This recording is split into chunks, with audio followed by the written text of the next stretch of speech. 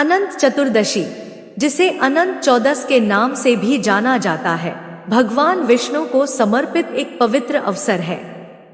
वैदिक संस्कृति के अनुसार भगवान विष्णु कई अवतारों के स्वामी और ब्रह्मांड के संरक्षक हैं।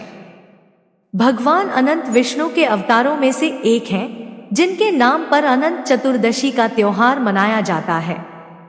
अनंत शब्द का अनुवाद अनंत या असीम होता है और इसे भगवान विष्णु के दूसरे नाम के रूप में भी प्रयोग किया जाता है। वैदिक कैलेंडर के अनुसार भाद्रपद माह के शुक्ल पक्ष की चतुर्दशी 14वां दिन को अनंत चतुर्दशी के रूप में मनाया जाता है। यह दिन आमतौर पर गणेश विसर्जन के साथ मेल खाता है। यह अनुष्ठान गणेशोत्सव के वार्षिक उत्सव को पूरा करता है। अनंत चतुर्दशी का त्योहार वैदिक परंपरा में बहुत महत्व रखता है। यह एकता और सामान्य भाईचारे की भावना का जश्न मनाता है। हालांकि यह दिन पूरे भारत में मनाया जाता है, विभिन्न क्षेत्रों में लोगों की अलग अलग मान्यताएं हैं और वे उन्हें विभिन्न तरीकों से मनाते हैं। अनंत चतुर्दशी व्रत उपवास दिन का सबसे महत्वपूर्ण अभ्यास है। इस दिन भक्त दिन भर का उपवास रखते हैं और पूजा के दौरान एक पवित्र धागा बांधते हैं। अनंत चतुर्दशी क्यों मनाई जाती है? अनंत चतुर्दशी भाद्रपद मास के शुक्ल पक्ष की चतुर्दशी तिथि को मनाई जाती है। यह हिंदू धर्म में एक महत्वपूर्ण त्योहार है। इसके पीछे कई कारण हैं। भगवान विष्णु की पूजा, इस दिन भगवान विष्णु के अनंत रूप की पूजा की जाती है। अनंत का अर्थ है अंतहीन या असीमित। यह भगवान विष्णु की सर्वव्यापी और अनंत शक्ति का प्रतीक है। अनंत सूत्र, इस दिन भक्त अनंत सूत्र बांधते हैं। यह एक रेशमी धागा होता है जिसमें 14 गांठें होती हैं। ये गांठें 14 लोकों का प्रतिनिधित्व करती हैं। माना जाता है कि अनंत सूत्र धारण करने से व्यक्ति को बुरी शक्तियों से बचाता है और उसे सफलता और समृद्धि प्रदान करता है। गणपति विसर्जन, अनंत चतुर्दशी गणेश उत्सव का अंतिम दिन भी होता है। इस दिन भक्त भगवान गणेश की मूर्तियों को विसर्जित करते हैं। यह एक भावुक क्षण होता है क्योंकि भक्त अगले साल भगवान गणेश के वापस आने का इंतजार करते हैं। व्रत, कुछ भक्त इस दिन व्रत भी रखते हैं। व्रत में भक्त केवल फल, दूध और फलाहार का सेवन करते हैं। व्रत रखने से भक्तों को भगवान विष्णु की कृपा प्राप्त होती है। अन्य मान्यताएं, कुछ मान्यताओं के अनुसार अनंत चतुर्दशी के दिन भगवान श्री कृष्ण ने पांडवों को अनंत सूत्र दिया था। इस सूत्र की शक्ति से पांडवों ने अपने सभी संकटों को दूर किया। अनंत चतुर्दशी व्रत कथा। एक बार सुमंत नाम का एक ब्राह्मण रहता था। उनकी एक पत्नी थी जिसका नाम दीक्षा था। उनकी सुशीला नाम की एक सुंदर कन्या थी। जब सुशीला अभी छोटी बच्ची थी तभी दीक्षा की अचानक मृत्यु हो गई। सुमंत ने कर्कश नाम की एक अन्य महिला से इस आशा से विवाह किया कि वह सुशीला की अच्छी देखभाल करेगी। कर्कश सुशीला के प्रति बहुत कठोर था और उससे घर का सारा काम करवाता था। वह सुशीला को ठीक से खाना भी नहीं खिलाती थी और हमेशा उसे डांटती और मारती थी। समय आने पर सुशीला विवाह योग्य हो गई और उसके पिता बड़ी कठिनाई से कर्कश को समझाने में सफल हुए और सुशीला का विवाह कौंडिन्य नाम के एक ब्राह्मण से कर दिया। कौंडिन्य भी अपनी पत्नी के साथ ससुराल में रह रहे थे। कर्कश ने कौंडिन्य के साथ एक दास की तरह बहुत बुरा व्यवहार किया। कौंडिन्य ने कुछ महीनों तक इसे बर्दाश्त नहीं किया और फिर एक दिन उन्होंने सुशीला से कहा कि अब समय आ गया है कि हम घर छोड़ दें और नौकरी की तलाश में चले जाएं और यहाँ रहकर गुलाम जैसा व्यवहार करने के बजाय खुशी से रहें।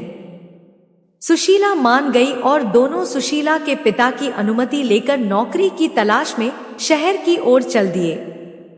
नगर की ओर जाते हुए वे एक नदी के तट पर पहुंचे।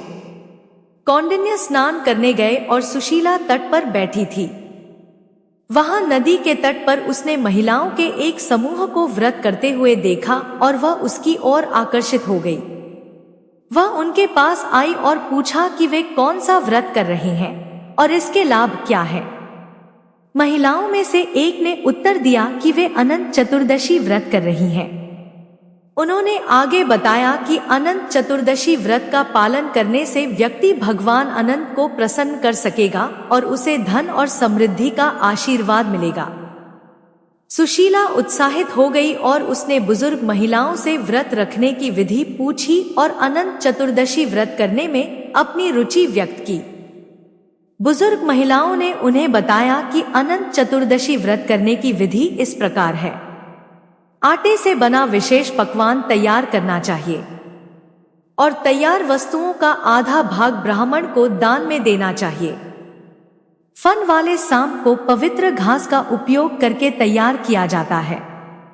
इस सांप को बांस की टोकरी में रखना पड़ता है। पूजा के लिए 14 गांठों वाला रेशम का धागा रखा जाता है। गांठों को फूलों और कुमकुम से सजाया जाता है। टोकरी में धागे के साथ धरबा सांप की दिया और अगरबत्ती जलाने के साथ फूलों से पूजा की जाती है। षोडशोपचार पूजा करें। नाग को नैवेद्यम अर्पित करने के बाद अब रेशम के धागे को अनंत कहा जाता है। यह धागा महिला की बाईं कलाई और पुरुष की दाहिनी कलाई पर बांधा जाता है। अनंत चतुर्दशी व्रत 14 वर्षों तक करना होता है। सुशीला तुरंत महिलाओं के समूह में शामिल हो गई और अनंत चतुर्दशी व्रत किया। उन्होंने अनंत चतुर्दशी व्रत का संकल्प लिया और इसे 14 वर्षों तक मनाया। इसके बाद सुशीला और कौंडिन्य शहर पहुंचे और भगवान अनंत की कृपा से कुछ ही समय में अमीर बन गए। कुछ वर्ष बीत गए और सुशीला बहुत श्रद्धा से अनंत चतुर्दशी व्रत कर रही थी। एक बार कौंडिन्य ने सुशीला के हाथ पर रेशम का धागा देखा और उससे पूछा कि यह क्या है। सुशीला ने पूरी कहानी सुनाई और कहा कि भगवान अनंत के आशीर्वाद से ही वे समृद्ध हो पाए।